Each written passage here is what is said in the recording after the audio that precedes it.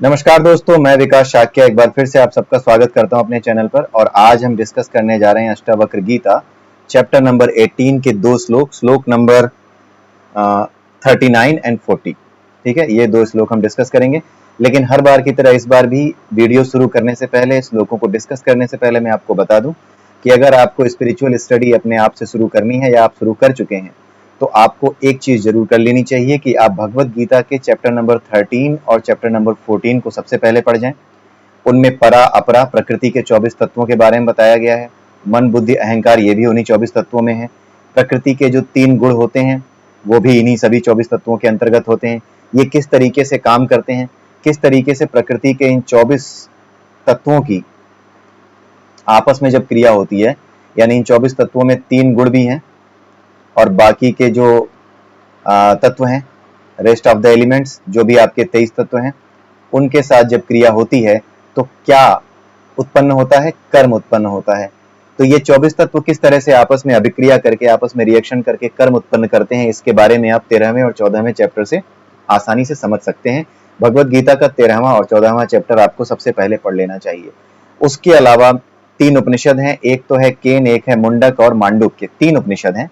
ऐसे उपनिषद तो कई हैं और सारे ही अच्छे हैं, लेकिन अगर आप ये 3 उपनिषद जो कि केन, मुंडक और मांडुक्य हैं, इन तीनों को भी पढ़ जाते हैं, हमारे चैनल पर भी इनकी प्लेलिस्ट अवेलेबल है। आप पढ़ करके देखिए, आप समझ करके देखिए, आपको समझ में आएगा। ऐसा नहीं है कि समझ में नहीं आएगा। आप पढ़ करके देखिएगा, हमारी प्लेलिस्ट को गो थ्रू कीजिए। भगवत गीता की भी प्लेलिस्ट अवेलेबल है। चैप्टर नंबर 18 1 से लेकर चैप्टर नंबर 18 तक सारी प्लेलिस्ट अवेलेबल है। ठीक है, लेकिन आपको पढ़ने का एक खास सीक्वेंस फॉलो करना है अगर आप हमारे चैनल से भगवत गीता को पढ़ते हैं तो। इसलिए सबसे पहले अगर आप भगवत गीता को पढ़ना चाहते हैं हमारे चैनल पे, तो सबसे पहले आपको चैप्टर नंबर 13 की जो भगवत गीता है, भगवत गीता की शुरुआत जो हमने की है वो चैप्टर नंबर 13 से की है। तो वहां जाकर के वीडियो जरूर देखें। चैप्टर नंबर 13 और 14 इनको सबसे पहले आप देखें। 13 से 18 सबसे पहले हमने कवर किया है। फिर हमने 7 से 12 यानी चैप्टर नंबर 7 से चैप्टर नंबर 12 को कवर किया है। और उसके बाद हमने चैप्टर नंबर 1 से लेकर के चैप्टर नंबर 6 तक को कवर किया है। तो इस तरीके से आप जो है भगवत गीता को हमारे चैनल से देख सकते हैं। उसके अलावा केन, मुंडक और मांडुक्य के इन 3 उपनिषदों के बारे में हमने डिस्कस किया, इनको समझ सकते हैं। अगर आपने इन चीजों को समझ लिया है तो अगर आपने अपने आप से स्पिरिचुअल स्टडी शुरू की है तो आपको निश्चित रूप से इन चीजों को समझने के बाद, इन 3 उपनिषदों और इन 2 चैप्टर्स को समझने के बाद आपको बाकी की चीजें समझने में आसानी होगी। चाहे आप वेद पढ़ रहे हो, चाहे आप पुराण पढ़ रहे हो, चाहे आप उपनिषदों में से कोई भी दूसरा उपनिषद पढ़ रहे हो, आपको उन चीजों में आसानी महसूस होने लगेगी। ठीक है, चाहे आप अष्टावक्र गीता ही क्यों ना पढ़ रहे हो, क्योंकि अष्टावक्र गीता में भी आपने देखा होगा, अगर आप पहले से हमारे साथ बने हुए हैं तो यही जो फिगर आपके सामने राइट हैंड साइड पे 2 दिख रहे हैं ना, इन्हीं 2 चित्रों के माध्यम से हमने जितने भी श्लोक हैं, उन श्लोकों में क्या कहा जा रहा है, उनको, उन श्लोकों का संदेश क्या है, क्यों वो श्लोक ऐसा कह रहे हैं, उनको समझने के लिए हमने इन 2 चित्रों के माध्यम से, इन 2 फिगर्स के माध्यम से, इन 2 पिक्टोरियल जो रिप्रेजेंटेशन है, इनके माध्यम से हमने उन चीजों को कई बार समझा है और कई बार समझने में आसानी हुई है। इनफैक्ट ये जिसने समझ लिया, ये परा अपरा और शरीर के ये जो 5 कोश हैं, ये जो सर्कल्स दिख रहे हैं आपको, 5 कॉन्सेंट्रिक सर्कल्स जो आपको दिख रहे हैं, ये सबके सब जो है शरीर के 5 कोश को रिप्रेजेंट करते हैं। जिसमें सबसे बाहर का कोश क्या कहलाता है? अन्नमय कोश कहलाता है। उसके भीतर का प्राणमय कहलाता है। उसके भीतर का मनोमय कहलाता है। उसके भीतर ज्ञानमय है और सबसे भीतर आनंदमय है। और उस आनंदमय कोश के भीतर ही आत्मा का निवास है, जिसे अंतःकरण या हृदय, जो आध्यात्मिक हृदय है वो वही है। उसी हृदय में हमारी जो आत्मा है उसका निवास स्थान है।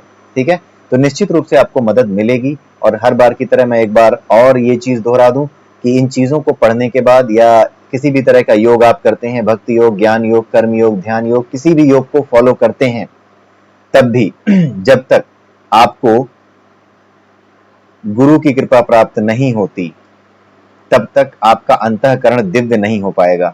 यह हमने पहले भी समझा है कि जितने भी योगाभ्यास हैं, चाहे कर्म योग हो, ज्ञान योग हो, ध्यान योग हो, भक्ति योग हो, उनका उद्देश्य क्या है? उनका उद्देश्य है अंतःकरण को शुद्ध करना। उनका उद्देश्य, जस्ट अ मिनट, मुझे फिर से इसको,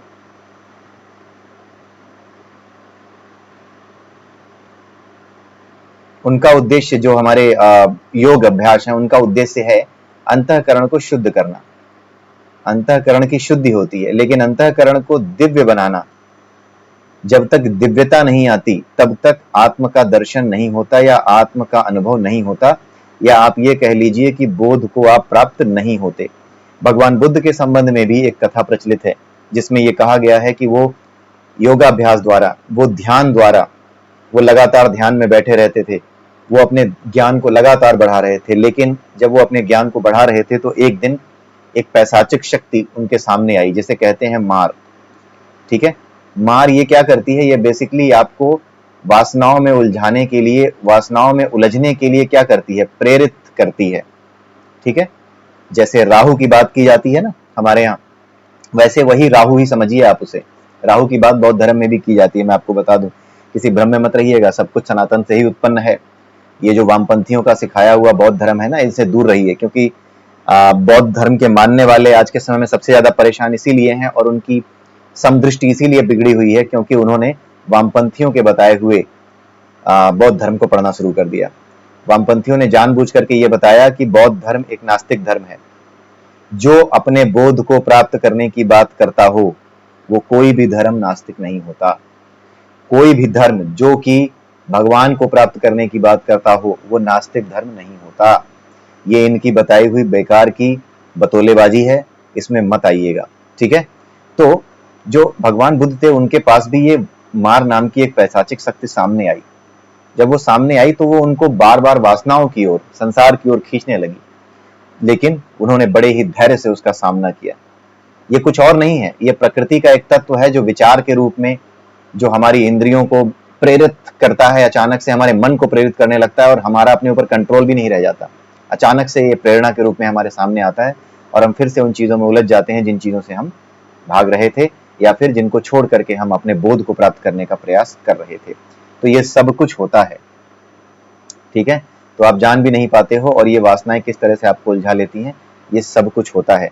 तो जब तक आप दिव्य नहीं होते, जब गौतम बुद्ध ने अपने आप को दिव्य कर लिया, उनके भीतर का गुरु जाग चुका था, उन्होंने स्वयं को, अपने भीतर के गुरु को जगा करके, वो तो परमात्मा का अवतार ही थे ना, वो तो स्वयं बोध थे, वो तो स्वयं परमात्मा थे।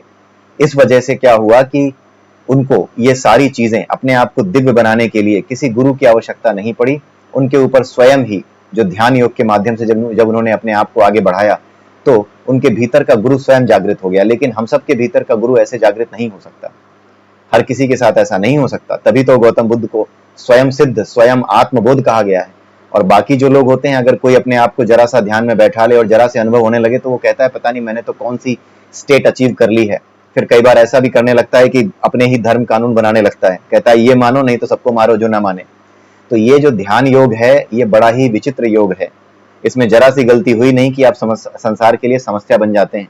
संसार का उद्धार बनने चले थे आप और संसार की समस्या बन जाते हैं। इसलिए जो ध्यान योग है उसके लिए गौतम बुद्ध जैसी जो प्रवृत्ति है, जो दिव्य प्रवृत्ति है, वो प्रकट करना आवश्यक है। और ये दिव्य प्रवृत्ति अगर मनुष्य बहुत ही ज्यादा दिव्यात्मा है, जैसे भगवान बुद्ध थे, अगर उनके स्तर का है तब तो बात अलग है। नहीं तो हमारे और आपके जैसे साधारण लोगों के लिए बिना गुरु के इस दिव्यता के स्तर पर आना संभव नहीं है।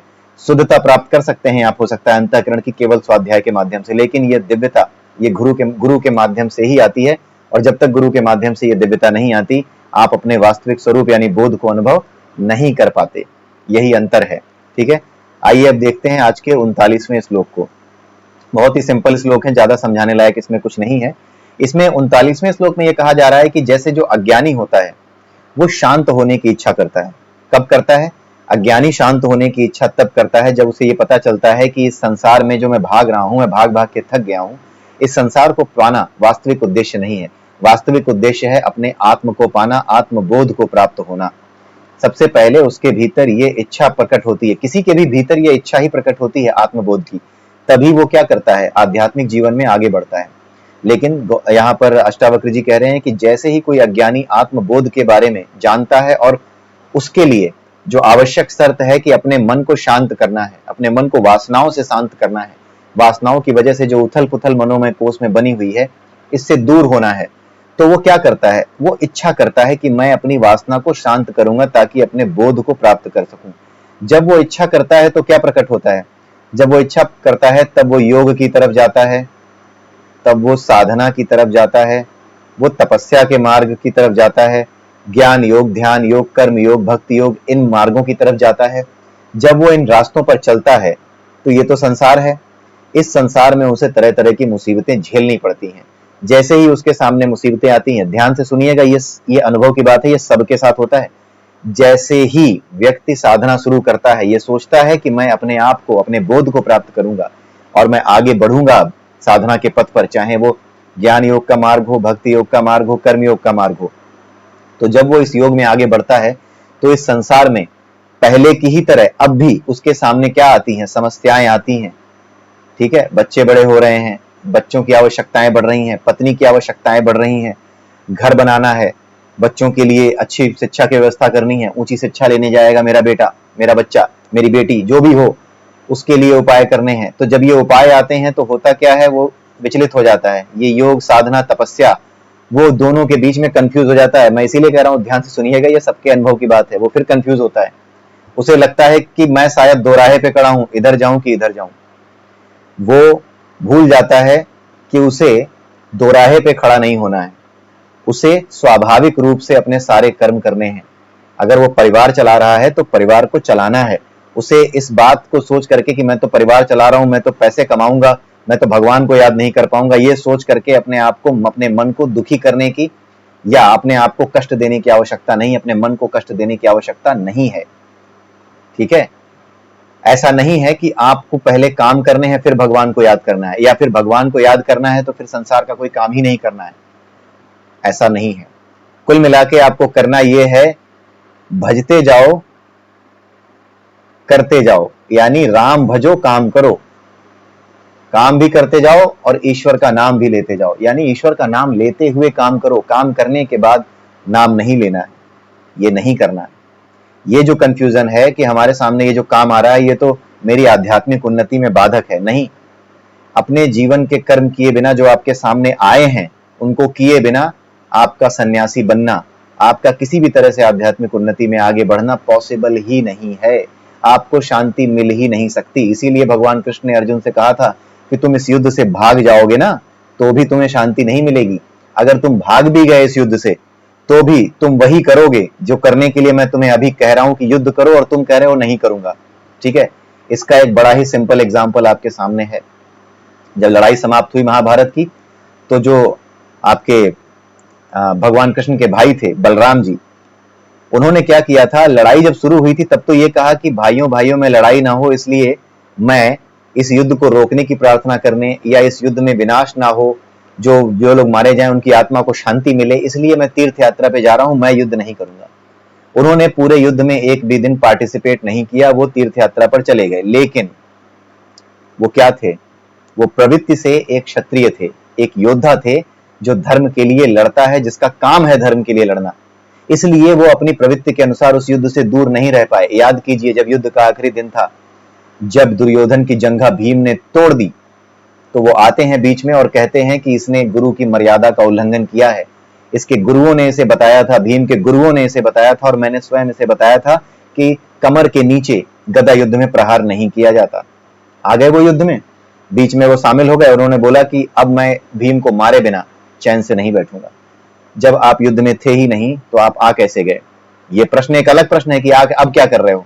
लेकिन आप देखो कि होता क्या है, अगर आप अपनी प्रवृत्ति के कर्मों से छूट कर भागना चाहेंगे तो आप सिद्ध नहीं हो सकते, आप स्वयं के बोध को प्राप्त नहीं कर सकते। आपकी योग साधना तपस्या सब बेकार है।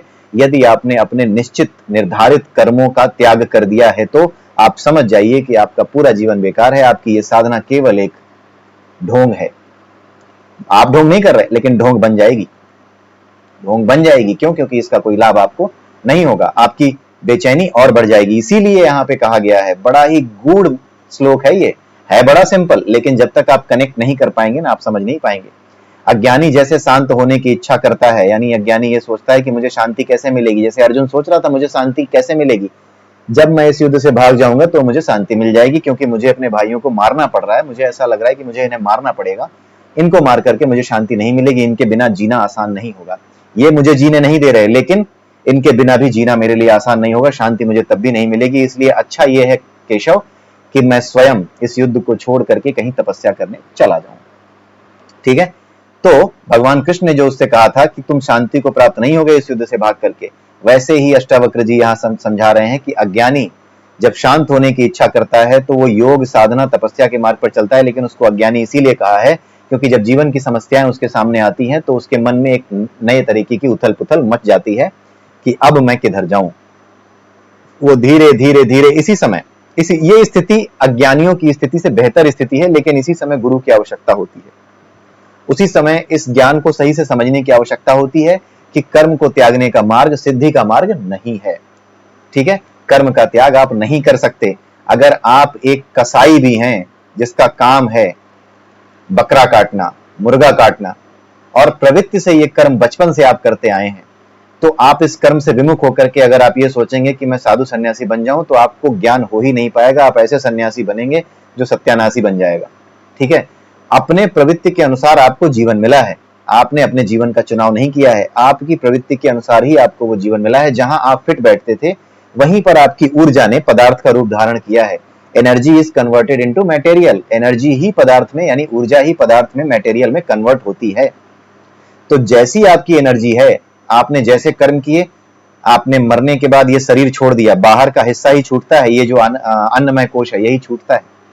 उसके अलावा भीतर के जो 4 कोश हैं जिसे जीवात्मा या पुरुष कहते हैं, वो एक ऊर्जा पुंज है, वो एक एनर्जी पुंज है जहां पे इसकी ट्यूनिंग हो सकती है। क्योंकि हर एनर्जी क्या है, हर एनर्जी में एक फ्रीक्वेंसी है, और ये सारा खेल ऊर्जा के संयुक्त होने का है। और ऊर्जा के संयुक्त होने का यानी कंबाइंड होने का, एक दूसरे में मिल जाने का नियम क्या है, जैसी फ्रीक्वेंसी होगी वैसी ही ऊर्जा के साथ आपकी ऊर्जा मैच कर जाएगी। हमारी जो महाभारत है, महाभारत में एक कसाई की कहानी है। उस कसाई की कहानी में ये बताया गया है, उस कसाई ने ये बताया है, ज्ञान दिया है उस कसाई ने। कसाई को संस्कृत में व्याध कहते हैं। ठीक है, व्याध कहा जाता है। कसाई ने एक ज्ञान दिया है। एक कोई ज्ञानी पुरुष था, उसे अपने ज्ञान का बड़ा अहंकार था। अपने अहंकार में उसने एक चिड़िया को अपने मंत्र की शक्ति से भस्म कर दिया था। ठीक है, ये कहानी महाभारत में है। एक साधु था, एक सन्यासी था, एक ज्ञानी था, उसे बड़ा घमंड था अपनी सिद्धियों पर। अपनी सिद्धियों के माध्यम से उसने एक चिड़िया को जला के भस्म कर दिया जो उसके सिर के ऊपर बैठ करके चाव चाव कर रही थी। तो उसे गुस्सा आ गया, वो तपस्या में लगा था, उसने चिड़िया को देखा, वो भस्म हो गई। उसने क्रोध किया, वो भस्म हो गई। तो उसे लगा कि मैं तो बड़ा ही सिद्ध और बड़ा ही पराक्रमी व्यक्ति हो चुका हूं, बड़ा ही आगे बढ़ चुका हूं। तो यही व्यक्ति जो है आगे चलता हुआ व्याध से मिलता है, यानी उस कसाई से मिलता है। ठीक है, उर्दू में कसाई कहते हैं, हिंदी में व्याध कहते हैं। और इस कसाई के पास उस व्यक्ति को एक स्त्री भेजती है। उस स्त्री ने कहा था कि तुम्हारा ज्ञान अभी अधूरा है, तुम चिड़िया को जला के मार सकते हो लेकिन मुझे जला के मार नहीं सकते। तुम एक काम करो, इस व्याध के पास जाओ, वहां पे तुम्हें सही ज्ञान प्राप्त होगा। तो उन्होंने सोचा कि मुझे व्याध के पास क्या सही ज्ञान प्राप्त होगा, वो तो कसाई है, इतना घटिया काम करने वाला व्यक्ति, वो कैसे मुझे ज्ञान दे सकता है। ठीक है, ये बात उसने सोची।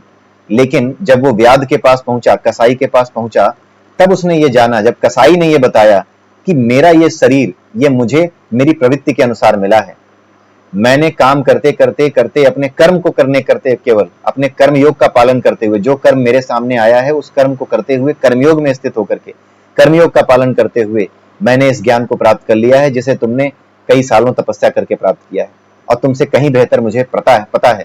लेकिन जो काम मुझे रोज के करने हैं वो मेरी प्रवृत्ति के अनुसार यही है, यही मेरे सामने आए हैं, मैं यही करता हूं।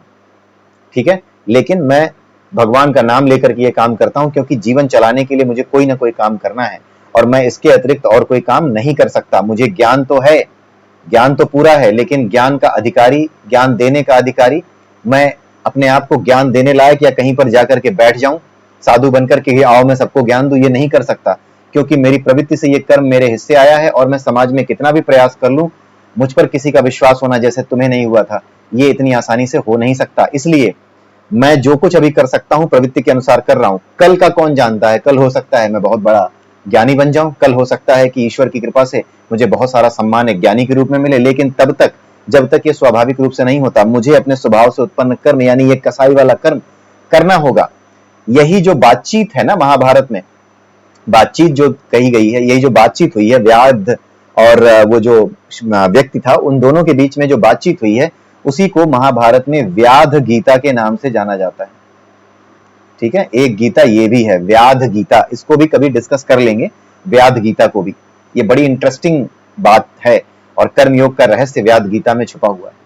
ठीक है, तो यहां पर आप, आई होप कि आप समझ गए होंगे कि जो अज्ञानी होता है वो शांत होने के लिए तरह तरह के उपाय करता है, लेकिन वो शांति को प्राप्त नहीं होता।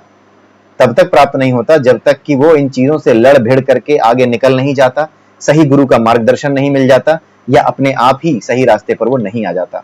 तब तक वो इसी तरह से लड़ता भिड़ता रहता है। लेकिन जो धीर पुरुष होता है, वो तत्व को जानते हुए यानी आत्मा को जानते हुए, धीर पुरुष यानी कि जो अपने आप को जान चुका है, इस आत्म को जान चुका है, शरीर के इन पांचों कोशों की गतिविधियां जान चुका है, ये पांचों कोश किस तरह से प्रकृति के गुणों से रिएक्शन करके कर्म उत्पन्न करते हैं इसको जान चुका है, कर्म किस तरह से पैदा होता है इसको जान चुका है। तो ये चीजें जानने के बाद जब किसी चीज को आप जान जाते हो तो होने वाली उथल पुथल का कारण भी आप जानते हो। ठीक है, कोई समस्या अगर आप हल कर रहे हो, उसका कारण न जानते हो तो आपके मन में बेचैनी बनी रहेगी, पता नहीं क्या हो रहा है। कोई भी आपसे पूछेगा कब तक ये समस्या हल कर पाओगे, आप बता नहीं पाओगे कि ये समस्या कब तक हल हो पाएगी। जब आप रूट कॉज जान जाते हो समस्या का कि कारण ये है, ये समस्या इस कारण से हो रही है, तब क्या होता है, तब आपको शांति मिलती है। उसी तरीके से जो धीर पुरुष है, जब वो इसकी कार्यविधि को जान जाता है उसके पूरे शरीर की, तो चाहे जितनी बड़ी उथल पुथल जीवन में क्यों ना मची हो, वो शांत हो जाता है। आई होप आपको ये समझ में आ रहा होगा, सिंपल ही है, लेकिन इतना जो बैकग्राउंड मैंने बनाया, इतनी जो बैकग्राउंड में हमने डिस्कशन की, भगवान की कृपा से जो ये बातें हमारे मन में आई कि हाँ ये बातें हम डिस्कस कर लेते हैं, ये बहुत जरूरी थी। इनको समझने के बाद, कनेक्ट करने के बाद आप इन चीजों को समझ पा रहे होंगे। ठीक है, आइए देखते हैं, कुछ डिस्क्रिप्शंस मैंने यहाँ डाल दिए हैं, ठीक है, उनको देख लेते हैं। ये नीचे आप पढ़ लीजिए। शांति के लिए प्रयास करने पर वासना से दूर जाने की विधियों अर्थात योग का अभ्यास करना होता है। इस अभ्यास में आने वाली रुकावटें मन को पुनः अशांत कर देती हैं। जब तक धैर्य ना हो, ठीक है, जब मन अशांत होगा तो धैर्य कहां से होगा, ये रुकावटें पुनः वापस संसार में ले आती हैं। यानी आप फिर से गुस्सा करने लगोगे, फिर से फंस जाओगे कि मैं पहले काम करूं कि पहले भगवान का नाम लूं कि पहले बोध को प्राप्त हो। ये व्यावहारिक समस्या है जो होती है, और जिसके साथ ये समस्या हो गई वो और भी ज्यादा बुरी गति का कारण बन सकती है उसके लिए। यानी पहले तो वो फिर भी अपना काम कर रहा था जब तक वो आध्यात्मिक मार्ग में आगे नहीं बढ़ा था, लेकिन अब अगर ये बीच में अटक गया तो बीच में अटकने के बाद इसकी समस्या ये होगी कि हो सकता है इसे बहुत ज्यादा क्रोध आने लगे, बहुत ज्यादा चिढ़ने लगे, इसकी बेचैनी और बढ़ जाए, इसकी समस्या और बढ़ जाए। यही चीज यहाँ समझाई गई है। इसीलिए गुरु का महत्व है, गुरु को धारण करना इसीलिए आवश्यक है, गुरु इसीलिए जीवन में आवश्यक है। और जब तक आप अपने आप को बीच में अटकाए रहते हैं, जब तक आप उसमें फंसे रहते हैं कि आपको ही सब कुछ आता है, तब तक आपको कुछ नहीं हो सकता, तब तक आपका कोई भला नहीं हो सकता, आपको कोई भी ज्ञान प्राप्त नहीं हो सकता। अज्ञानी इन्हीं रुकावटों से लड़ता हुआ ज्ञान के मार्ग पर आगे बढ़ता है। इन्हीं रुकावटों से लड़ना पड़ता है। ये रुकावटें आएंगी, आपको बेचैनी भी होगी, लेकिन आपको इनसे आगे निकलना होगा। ये नियम है, ऐसा होता है क्योंकि जब आप एक्चुअली एक तरीके से जब आप इधर भाग रहे थे, पहले आप इधर भाग रहे थे, अब आप इधर भाग रहे हो, तो ये जो बीच का हिस्सा है ना मन, इसी मन में सारे खेल चलते हैं। चित्त की जो वासना है वो यहीं पे लहर बनकर के उठती है। जो बाहर भाग रहा है, जब वो भीतर भागने की कोशिश करता है तो बाहर वाली जो चीजें हैं वो उसको फिर से खींचती हैं। ठीक है, बाहर की जो चीजें हैं, जो बाहर की वासनाएं हैं, वो उसे फिर से खींचती हैं। एक तरीके से आप ये समझ लो कि ये सेंट्रीपेटल फोर्स है जो सेंटर की ओर लग रहा है, और ये सेंट्रीफ्यूजल फोर्स है जो बाहर की ओर लग रहा है। जितना ज्यादा जोर आप इधर लगाओगे उतना ही जोर उधर लग रहा होगा, और इसी जोर को आप बीच में मनोमय कोश में अपने मन के भीतर महसूस कर रहे होगे। जो सिंपल सा साइंस है, जो सेंट्रीपेटल और सेंट्रीफ्यूजल फोर्स पढ़ा ना आपने, आप उसी को समझ लीजिए। ये बल हर जगह काम करता है। जैसे ही आप भीतर आने की कोशिश करेंगे, जो बाहर की ओर बल लग रहा था, जितनी तेजी से आप भीतर की ओर किसी चीज को घुमाएंगे पकड़ करके राउंड राउंड, तो वो बल बढ़ेगा जो सेंटर की ओर है, सेंट्रीपेटल फोर्स जो है वो बढ़ेगा। लेकिन जितनी मात्रा में वो सेंट्रीपेटल फोर्स बढ़ेगा, उतनी ही मात्रा में सेंट्रीफ्यूजल फोर्स भी बाहर की ओर बढ़ जाएगा। यानी जब आप अपने आप को जानने का प्रयास करोगे, अपने आप को यानी अपने बोध को प्राप्त करने की कोशिश करोगे, तो जो बाहर है उसकी ओर आपका मन उतनी ही तेजी से फिर भागेगा। यही समस्या होती है। ठीक है, यही बताया गया है। ये अज्ञानी के साथ होती है। जब तक उसकी यात्रा चल रही है ना, वो यहाँ बैठा रहता है मनोमय कोश में, बीच में है ना मनोमय कोश, तो बाहर भीतर दोनों तरफ बराबर का बल लगता है। मन के स्तर से उतर करके जब वो ज्ञान या आत्म के स्तर पे उतर जाता है, तब वो बाहर का बल काम करना बंद कर देता है। फिर वो अपने इसमें स्थित हो जाता है। और यहाँ से इस बीच से इधर आने के लिए, इस मनोमय कोश में जो बीच में जो जोर लग रहा है दोनों तरफ, जिस जोर को महसूस करता है आदमी, उसी जोर को खत्म करने के लिए गुरु की आवश्यकता होती है, जो उठा करके सीधा आपको आनंदमय कोश में डाल देता है। फिर बाहर का बल काम करना बंद कर देता है। और जिस तरह से वो डालता है, आप जान जाते हो कि किस तरह वहां पहुंचा। फिर आप भी सिद्ध हो जाते हो, आप भी गुरु हो जाते हो। बाहर का गुरु भीतर के गुरु को जागृत कर देता है और गुरु शिष्य परंपरा के अगले गुरु आप बन जाते हो। ऐसे ही गुरुओं का निर्धारण होता है। ठीक है, अब यहाँ पे अगले पैरा में देखिए, किंतु जिसने स्वयं को आत्मा के रूप में जान लिया है वह सदैव ही धैर्य की स्थिति में रहता है, क्योंकि उसे पता है कि ये सब रुकावटें प्रकृति के नियम के अनुसार स्वाभाविक रूप से आ रही हैं। यही स्वभाव है जो अभी हमने डिस्कस किया। जब आप भीतर आओगे अपने ना, तो बाहर की चीजें खींचेंगी, परेशान करेंगी, ये होता है। ठीक है, आइए अब 40वां श्लोक देखते हैं। ये सिंपल ही है। इसमें कुल मिलाकर के केन उपनिषद का जो मैसेज है उसी को दोबारा से इटरेट किया गया है। यहाँ पर अष्टावक्र जी कह रहे हैं कि उसको आत्मा का दर्शन कैसे हो सकता है जो दृश्य का अवलंबन करता है। ये उनके लिए पूछा जा रहा है, बताया जा रहा है जो ये कहते हैं कि आत्मा है या परमात्मा है तो दिखता क्यों नहीं। ये बड़ा ही ज्वलंत वामपंथी प्रश्न है कि आत्मा है तो दिखती क्यों नहीं है। असल में बुद्धि हमारे पास है, बुद्धि उनके पास भी है, लेकिन उनसे कहा जाए कि बुद्धि तो तुम्हारी दिखती नहीं है, तब भी तुम मानते हो कि बुद्धि तुम्हारे पास है। ये प्रश्न पूछकर देखा जाए तो समझ में आ जाएगा उनको कि क्या बात कही जा रही है। ऐसी बहुत सी चीजें हैं जो दिखती नहीं है फिर भी अस्तित्व रखती है। ठीक है, लेकिन वामपंथियों को क्या है, उन्हें तो प्रश्न करना है, उनको कोई मतलब ही नहीं है। उनको फायदा इस चीज का नहीं मिल रहा है कि उनको कोई ज्ञान है, उन्हें फायदा अपने ज्ञान का नहीं मिल रहा, उनको कोई ज्ञान नहीं है, उन्हें फायदा आपके और हमारे अज्ञान का मिलता है। इसी अज्ञान का फायदा उठाते हैं वो, जो हमारे और आपके भीतर अज्ञान है, जो इन चीजों की तरफ नहीं आते, जो अपने बचपन से अपने बच्चों को कम से कम 12-13 साल की उम्र से भगवत गीता या उपनिषदों या पुराणों की तरफ, उनकी कहानियों की तरफ नहीं ले जाते, जो उन्हें कुछ भी देखने कुछ भी पढ़ने देते हैं। बाकी समुदाय अपने धर्मों में उनको पढ़ा रहे हैं, समझा रहे हैं, लेकिन केवल एक हिंदू है जो अपने बच्चों को पढ़ाता तक नहीं, भगवत गीता न खुद पढ़ता है न उन्हें बताता है कि देखो बेटा ये चीजें पढ़ो। ठीक है, बहुत ही मुश्किल समस्या खड़ी होती है हिंदू के लिए। सनातन धर्म की समस्या हमेशा ऐसी ही रहती है।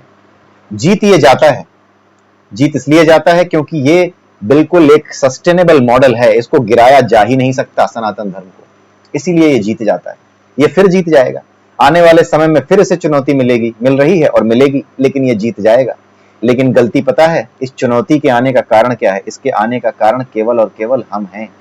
वो हम लोग जिन्होंने अपने बच्चों को कभी भगवत गीता या कभी उपनिषद या पुराण कभी देखने को दिए नहीं, या कोई भी कहानी अपने मन से बैठ करके उन्हें सुनाई नहीं, उसमें छुपे हुए संदेश को उन्हें बताया नहीं। जब हमारे बच्चे बड़े होते हैं, जब वो ग्रेजुएशन करने जाते हैं, तो वो ऐसी ऐसी यूनिवर्सिटीज में जाकर के पढ़ते हैं जो भारत के टुकड़े करने की बातें करते हैं, जहां स्टूडेंट्स, वो यूनिवर्सिटीज नहीं सिखाती, वहां पे जो बच्चे रहते हैं, वहां पे जो टीचर रहते हैं, वहां की जो फैकल्टी होती है, वो पूरे देशद्रोह के एजेंडे के साथ काम करते हैं कि इस देश को नष्ट कर देना, इसके टुकड़े कर देने हैं। जब वो आपके बच्चे वहां जाते हैं, उससे पहले उनके हाथों में आप चाणक्य नीति पकड़ा दिया करिए कि बेटे यूनिवर्सिटी में एडमिशन लेने जा रहा, उससे पहले चाणक्य नीति पढ़ ले, उसके बाद ही वहां जाकर देख कि राजनीति क्या होती है, राजनीति का उद्देश्य क्या होता है, वो चाणक्य नीति पढ़ करके समझ, उसके बाद तू यूनिवर्सिटी में जाकर के राजनीति शास्त्र का शिष्य बन, तब तू देश के काम आएगा। अन्यथा वो शिक्षा किसी काम की नहीं है जो देश को तोड़ने के विचार आपके मन में लाती। आप अत्यंत ही घृणित व्यक्ति हैं यदि आप देश को तोड़ने का विचार करते हैं। और इस देश के सबसे बड़े दुश्मन चाहे कोई हो या ना हो, आप निश्चित रूप से, एक डकैत भी इतना बड़ा दुश्मन नहीं है इस देश का जितना बड़ा दुश्मन वो आदमी है जो फिलोसॉफिकल रूप से, दार्शनिक स्तर पर देशद्रोह को सही ठहराता है, मनोवैज्ञानिक स्तर पर लोगों के भीतर देशद्रोह की भावना भरता है। उससे बड़ा शत्रु इस संसार में कोई है नहीं, इस देश का, इस संसार का, इस समाज का उससे बड़ा कोई शत्रु नहीं हो सकता। ठीक है, ये गलती हमारी है, हमें अपने बच्चों में ये चीजें डालनी है। हर बच्चे को जो ग्रेजुएशन करने जा रहा हो, उसके हाथ में चाणक्य नीति आप जरूर दीजिए। आप स्वयं पढ़िए चाणक्य नीति को। इस चैनल पर हम एक समय के बाद, इसके बाद जब अष्टावक्र गीता समाप्त होगी, इसके बाद हम चाणक्य नीति ही पढ़ेंगे। वहां पर बहुत सी ऐसी चीजें हैं जो हमें पढ़नी जरूरी है, तो जो उसके मुख्य मुख्य अंश हैं, उन मुख्य अंशों को हम जरूर पढ़ेंगे। ठीक है, गलती हमारी है, इस गलती को, ये हमारी आखिरी पीढ़ी है, इसके बाद कोई रास्ता नहीं है बैक होने का। सनातन की यही खूबसूरती है, जब भी आखिरी समय आता है ऐसा लगता है ये डूब जाएगी, वैसे ही बोध जागृत हो जाता है, समाज में एक बोध जागृत हो जाता है, वही बोध जागृत हुआ है। ठीक है, तो आइए देखते हैं इस श्लोक को। यहाँ पे अष्टावक्र जी कह रहे हैं कि उस व्यक्ति को आत्मा का दर्शन कैसे हो सकता है जो ये प्रश्न पूछता हो, दृश्य का अवलंबन, अवलंबन मतलब सहारा, यानी जो इस सहारे बैठा हो कि दिखेगा तब तो हम मानेंगे। अवलंबन मतलब सहारा, यानी आंखों के सहारे से वो देखने की कोशिश करता है, लेकिन वो देख कैसे सकता है? केन उपनिषद में इस बात को हमने अच्छी तरह समझा कि आंखें जो है ना, वो आत्मा को नहीं देख सकती। आंखें तो केवल उपकरण हैं। आंखें आत्मा को नहीं देख सकती, आंखें तो किसी चीज को नहीं देख सकती।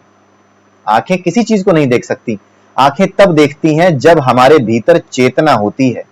ये पुरुष हमारे भीतर जब होता है, जब ये प्राण हमारे भीतर होते हैं, तब ये जो चेतना है, इस चेतना की वजह से हमारे जो पदार्थ हैं, उन पदार्थों में एक है आंख, जो हमारे किसमें लगी है? अन्नमय कोश में लगी है। उस अन्नमय कोश में लगी ये आंख तब प्रेरणा पाती है, तब ऊर्जा पाती है, तब ये देख पाती है। देखने के लिए आवश्यक ऊर्जा इस आत्मा से मिलती है। अगर ये चेतना समाप्त हो जाए तो उसके बाद आंख होने के बावजूद भी ये देख नहीं पाती। ठीक है, आप जब सो रहे होते हैं, आपकी आंख कोई ऐसे करके खोल देना और सुबह बताए कि तुम्हारी आंख ऐसे खोली थी, वो बता नहीं पाएगा कि पता नहीं कब तुमने ऐसा किया था, मैं तो सो रहा था। तो चेतना का स्तर जब दूसरे स्तर में चला जाता है, मरने की तो बात ही छोड़ दीजिए, आप जिंदा हैं तब भी चेतना का एक स्तर जो आप जग रहे हैं, उस स्थिति से सोने वाली स्थिति में, जहां आप सपने देखते हैं या सोए रहते हैं, उस स्थिति में जाते ही ये आंखें अपने आप काम करना बंद कर देती हैं। तो मरने की तो बात ही छोड़ दीजिए। तो जब ये जिंदा रहते हुए अपना काम नहीं कर सकती, जब तक आपकी चेतना आपके स्तर पे ना हो, तो आप ये सोचिए कि इस आंख से इसे कैसे देखेंगे आप?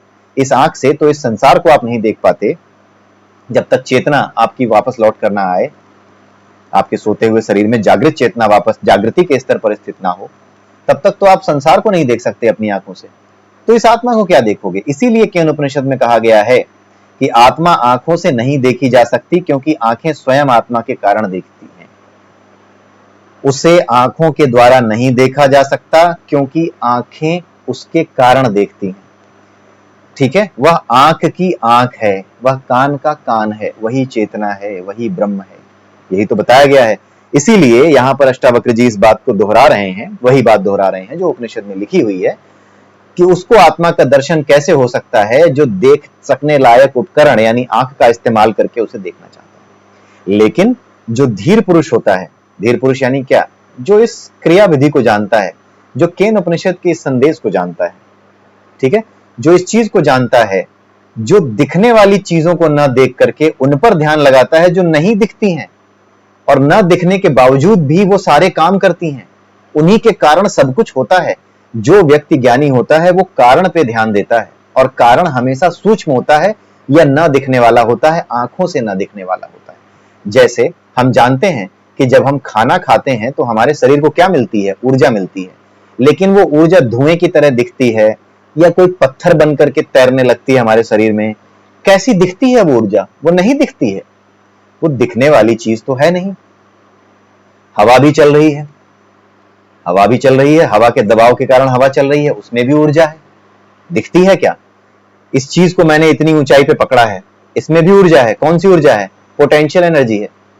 फॉर्मूला होता है ना mgh। पोटेंशियल एनर्जी का फॉर्मूला क्या है? अगर आप साइंस के स्टूडेंट हैं तो mgh, यही तो फॉर्मूला है। मास इनटू ग्रेविटेशनल कांस्टेंट, जो g है और जो हाइट है, इनको मल्टीप्लाई करो और देखो इसमें कितनी एनर्जी है। उतनी ही एनर्जी उतने जूल में एनर्जी इसमें है। लेकिन क्या इसमें एनर्जी दिख रही है? ये पदार्थ मुझे सिर्फ दिख रहा है। यही चीज है जो विज्ञानी होता है, जो ज्ञानी होता है, जो विज्ञानी होता है, वो किस चीज की चिंता करता है? वो चिंता करता है सूक्ष्म की, यानी वो चिंता करता है ऊर्जा की। और जो ज्ञानी होता है वो ऊर्जा की चिंता करता है, यानी वो कारण की चिंता करता है। लेकिन जो अज्ञानी होता है ना, वो बाहर की चीजों को देखकर ही सब निर्धारित करने की कोशिश करता है। दिखती है तो होगी, नहीं दिखती है तो नहीं होगी, यही उसका काम है। वही बात है ना, जब आप खाना खाते हो, रोटी खाते हो, कुछ लोग ज्यादा खाते हैं तो मोटे हो जाते हैं। उसका कारण क्या है? उसका कारण ये तो नहीं है कि वो रोटी जाकर के उसकी कमर में अटक जाती है। रोटी तो पच जाती है, निकल जाती है, लेकिन उस रोटी को खाने से जो ऊर्जा उत्पन्न होती है, जो उल जलूल खाने से जो ऊर्जा उत्पन्न हुई, वो ऊर्जा उसके पूरे शरीर में पदार्थ में कन्वर्ट होती है। अनावश्यक ऊर्जा जो होती है वो अनावश्यक पदार्थ के रूप में कन्वर्ट होती है, और अनावश्यक चर्बी के रूप में आप उसके शरीर में इकट्ठी हो जाती है। जब वो दौड़ता है, भागता है, तो वही ऊर्जा आपके मुंह से, आपके सांसों के माध्यम से आपके शरीर का जो एक्स्ट्रा मास है उसको गला देती है।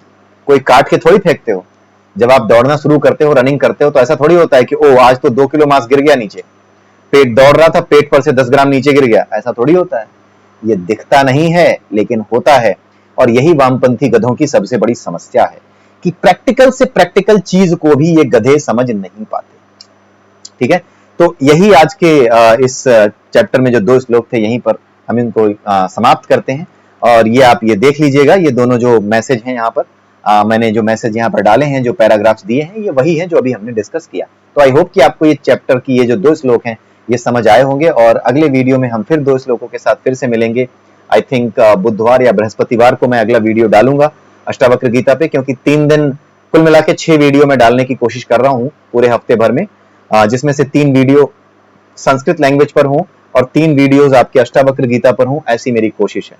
ठीक है, तो इसी के साथ आज का ये वीडियो मैं यहीं पर समाप्त करता हूं। अगले वीडियो में फिर मिलेंगे, तब तक के लिए जय श्री कृष्णा, जय श्री राधे, जय सिया राम।